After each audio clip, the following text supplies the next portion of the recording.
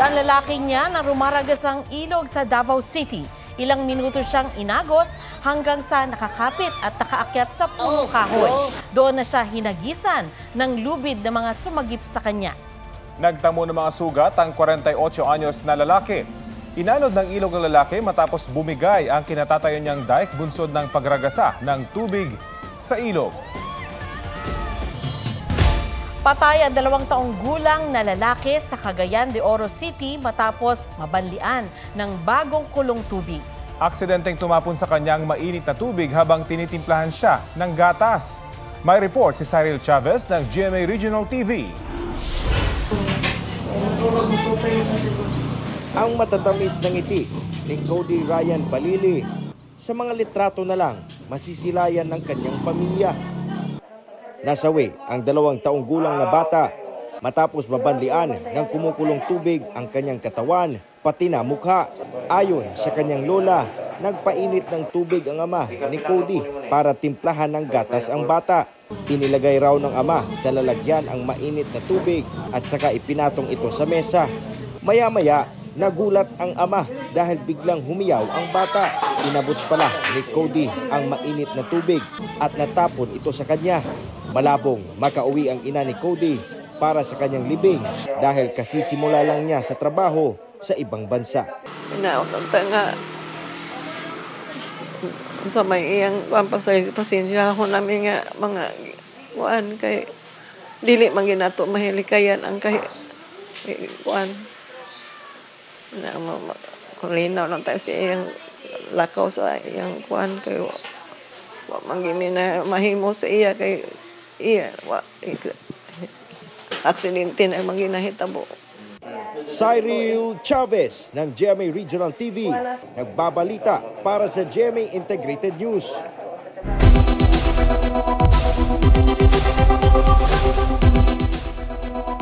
Sa atin pong tip talk, ang first aid sa paso o nasunog na balat, ilayo ang taong napaso mula sa pinagmumula ng init. Tanggalin ang anumang damit o alahas na nasunog sa nasunog na balat at maliban na lang kung dumikit na ito sa balat. Linisan ng malamig o maligamgam na running water ang nasunog na bahagi sa loob ng ilang minuto. Huwag itong lagyan ng yellow o iced water o anumang cream o greasy substance tulad ng butter o maging ng toothpaste. Matapos palamigin ang nasunog na balat, pwede itong takpan ng malinis na cling wrap o plastic bag. Uminom ng painkiller para maibsan ang kirot at iangat ang apektadong bahagi para mabawasan ang pamamaga. Sa malalang kaso ng pagkasunog ng balat, magtungo sa ospital. Aprobado na ng Wage Board ng NCR ang 35 pesos na dagdag sahod para sa minimum wage earners sa pribadong sektor. Magiging 645 pesos na ang arawang sahod ng mga nasa non-agriculture industry. 608 pesos naman sa mga nasa agriculture sector, service o retail establishments na may 15 empleyado pababa at manufacturing establishments na mas mababa sa 10 ang tauhan. Tinawag ng Trade Union Congress of the Philippines at Kilusang Mayo 1 na insulto sa manggagawa ang anilay kakarampot na wage increase. Paliwanag ng Wage Board, nakabase ang aumento sa galaw ng Consumer Price Index sa nakalipas na taon na hindi naman daw lumampas ang average sa 5 piso. Pinapahanap na ng San Juan LGU ang lalaking nag-viral sa Wata Wata Festival. Ayon kay San Juan Mayor Francis Zamora, gusto niyang makausap at maturuan ng leksyon ang lalaking nambasa at nang asar pa ng rider sa pista. Hindi raw nagpapakita sa kanilang barangay ang lalaki. Pero mayat-maya ang dating ng mga delivery sa kanyang address na ang suspecha ay binlock ng mga nagalit sa ginawa niya. Apelan ng kapitan ng barangay, itigil na ang pagpapadala dahil kawawa ang riders na nagtatrabaho ng maayos. Patuloy ang panawagan ng City Hall sa mga nabiktima na magtungo sa kanilang tanggapan para masampahan ng reklamong kriminal ang mga sumali sa basaan. Posible silang pagmultahin alinsunod sa ordinansa ng lungsod. May payo si dating Pangulong Rodrigo Duterte kay dating Senador Laila de Lima matapos mapawalang sala sa lahat ng kanyang drug cases. Huwag kang pumalikot ng away kasi pagsisihan mo yan. Anong babawiin mo sa akin?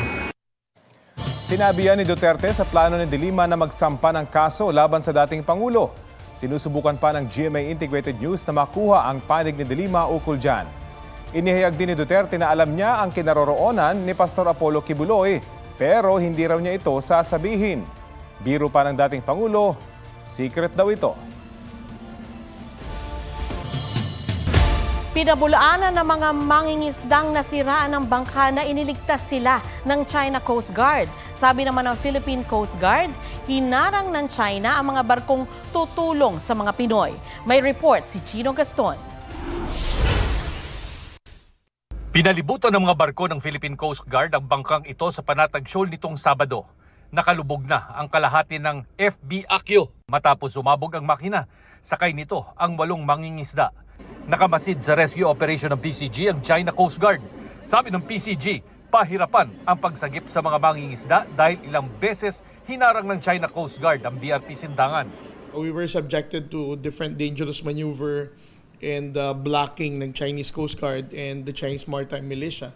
We were still subjected to harassment of the other Chinese Coast Guard vessels. Kanina, naihatid na sa Zambales sa mga mangingisda. 2 ang idiniretso sa ospital matapos magtamo ng matinding lapnos habang nakauwi na ang 6 na iba pa.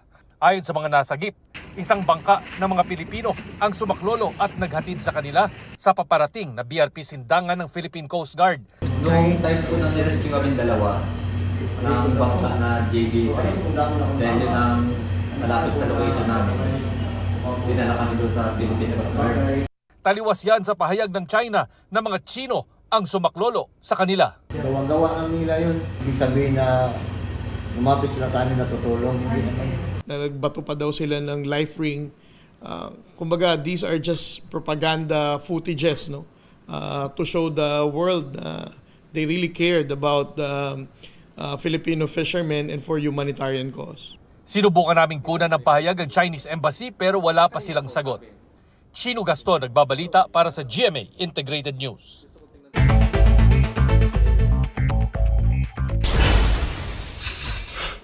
Ilang private school nag-apply ng tuition increase para sa susunod na pasukan. Gate ng Coordinating Council of Private Educational Associations Incorporated o COCOPEA, long overdue na ang hiling na dagdag matrikula. Ilang Chinong galing daw sa mga barko sa dredging sites sa Manila Bay, inaresto sa Parañaque. COMELEC, pinag-aaralan na ang paghahain ng reklamo laban kay Guo dahil sa umano'y pagsisinungaling sa inihaing Certificate of Candidacy noong 2022. Mariz Umali nagbabalita para sa GMA Integrated News. Dineploy sa unang pagkakataon ng mid-range capability launcher ng US Army sa katatapos lang ng Salaknib military exercise. Kaya nito magpalipad ng mga mid-range missiles. Ang hakbang na ito, ikinabahala ng China at ng Russia. Plano raw ng Russia na muling gumawa ng mga intermediate at short-range nuclear-capable missiles. Sabi ni Russian President Vladimir Putin, pag-aaralan pa kung saan ilalagay ang mga gagawing missile para sa kanilang seguridad.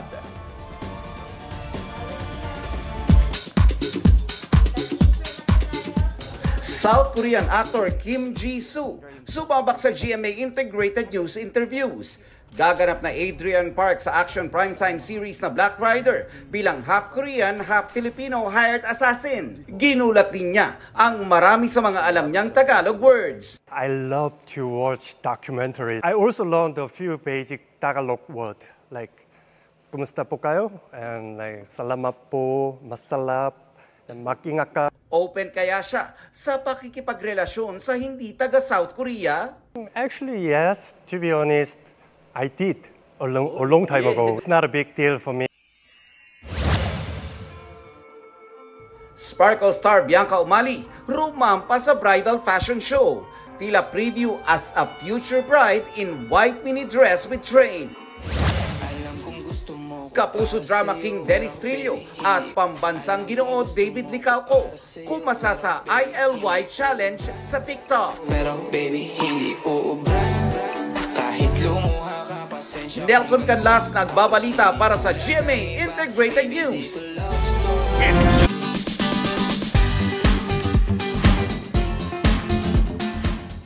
Halos mapuno ng sinampay ang isang bahay sa Caloocan dahil sa hilig ng isang tatay na maglaba.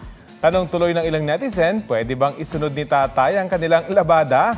Pusuan yan sa report ni Oscar Oida. Ang tatay ni Jason wala raw bisyo. Hindi na mababae. Tapos hindi nagsusugal, hindi umiinom. Basta hilig niya paglalaba. Hindi siya nahihinto hanggat may natitirang labahin. Mula garahe hanggang sa loob ng bahay, napuno na ng malabanderitas na sinampay. Hindi naman daw sa nagrereklamo si Jason, pero wala na nga raw mapagsampayan, nagsalang pa ng labada si tatay. At ang bisyo sa paglalaba ni tatay, wala raw pinipiling oras. Yan, kitang-kita nyo. Naglalaba ulit. Time check. Time check. 2:00. Yan, kitang-kita nyo naglalaba ulit ha. Hirit tuloy ng netizens, baka pwede na ring isabay ang kanilang labada. Hindi naman namin tinotoka siya na ikaw maglalaba, hindi naman ganun. Pero ewan ko, mas na-enjoy niyo yung paglalaba. Habang nagbe-breakfast, maririnig mo, umiikot yung washing. Minsan naman, pag wala siyang ginagawa, halos buong araw na siyang naglalaba. Ang tanong, sinong nagtutupi? Masipag sa laba? Kasi sa ibang bagay, hindi eh. Tutupi, kami nagtutupi. Oscar Oida nagbabalita para sa GMA Integrated News.